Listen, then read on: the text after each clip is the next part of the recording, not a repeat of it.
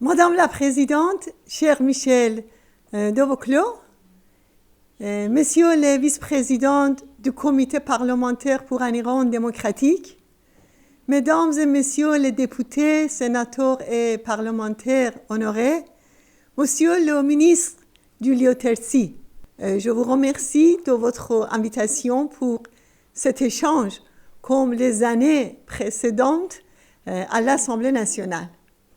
Chers amis, l'année dernière a été une année difficile pour le monde. Mais en Iran, contrairement aux plupart des pays, la population a été abandonnée. La dictature religieuse utilise les morts massives pour empêcher un soulèvement populaire. Cependant, la perspective d'un changement est plus claire que jamais, car le régime est dans une impasse. Il n'a pas de solution pour les crises économiques et sociales. Le boycott général de l'élection par le peuple iranien est une réponse au massacre de 1500 manifestants de novembre 2019. Cette semaine, les retraités ont manifesté dans 25 villes du pays en disant qu'ils ne vont plus voter car ils ont entendu trop de mensonges. La société a exprimé plusieurs fois sa colère et sa révolte dans les manifestations, dans les émeutes des prisons et dans les grèves de toutes les couches sociales. La presse officielle parle d'un baril de poudre prêt à exploser. L'année dernière, une vague de jeunes a rejoint la résistance. Malgré les arrestations massives, les unités de résistance se sont développées dans tout le pays. Sur la scène internationale, la justice belge a condamné un diplomate du régime à 20 ans de prison pour une tentative d'attentat en juin 2018 contre le rassemblement annuel du CNRI à Villepinte. L'enquête judiciaire a démontré que cette action terroriste était planifiée par le ministère du Renseignement avec la coopération du ministère des Affaires étrangères et ses ambassades. Cela montre qu'il s'agit bien de terrorisme d'État. Et c'est le même ministère qui est aujourd'hui à la table des négociations sur l'accord nucléaire. Si l'attentat n'avait pas été neutralisé, il aurait tué de parlementaires et de personnalités françaises et internationales.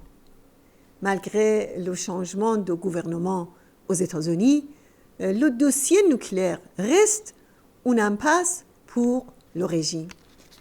S'il accepte les demandes de la communauté internationale et cesse de violer ses engagements, le guide suprême va perdre son hégémonie et la voie sera ouverte pour de grands soulèvements. Et si, au contraire, il choisit la confrontation avec l'Occident et continue les violations de l'accord, il devra payer un prix élevé.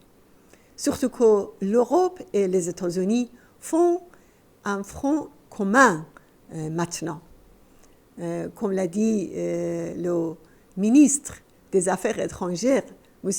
Jean-Yves Le Drian, les problèmes internes de l'Iran l'empêchent de se mettre sérieusement à négocier pour trouver une solution.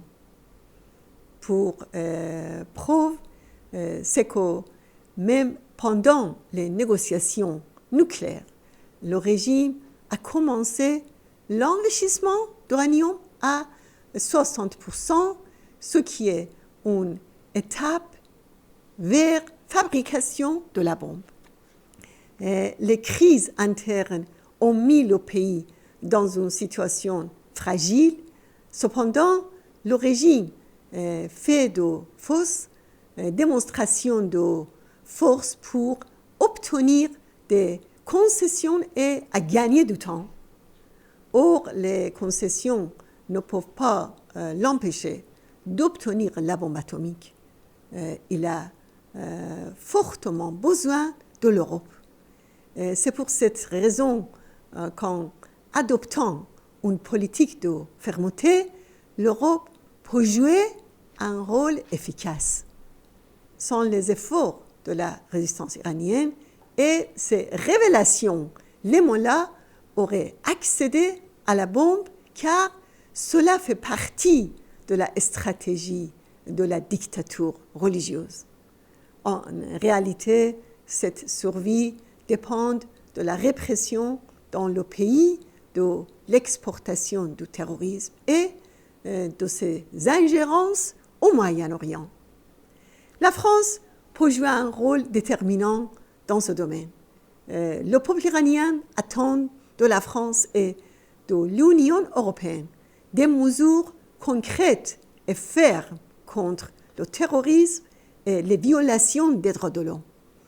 L'Union européenne vient d'imposer des mesures contre 8 commandants des gardiens de la Révolution, à la milice du Basij, aux forces de sécurité de l'État et à ceux qui ont ordonné de tirer sur les manifestants lors du soulèvement de novembre 2019.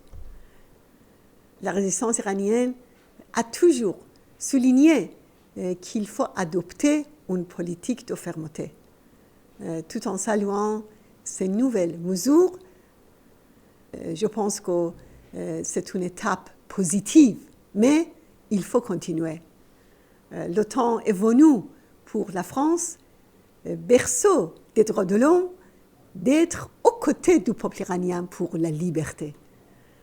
Comme disait Victor Hugo, rien n'est plus puissant qu'une idée dont l'heure est venue.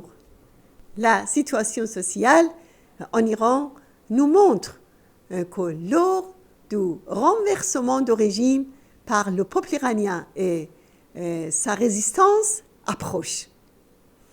Le peuple iranien et sa résistance réclament une république pluraliste, démocratique, fondée sur des élections libres, la séparation de la religion et de l'État, l'égalité entre les femmes et les hommes, le rejet de toutes les discriminations contre les minorités ethniques et religieuses, l'abolition de la peine de mort et un Iran non nucléaire. Mesdames et messieurs les parlementaires, comme toujours, votre soutien et votre présence à côté de la résistance iranienne reflètent les vraies valeurs de la France. Le général de Gaulle a dit « La flamme de la résistance ne doit pas s'éteindre et ne s'éteindra pas ». Je vous remercie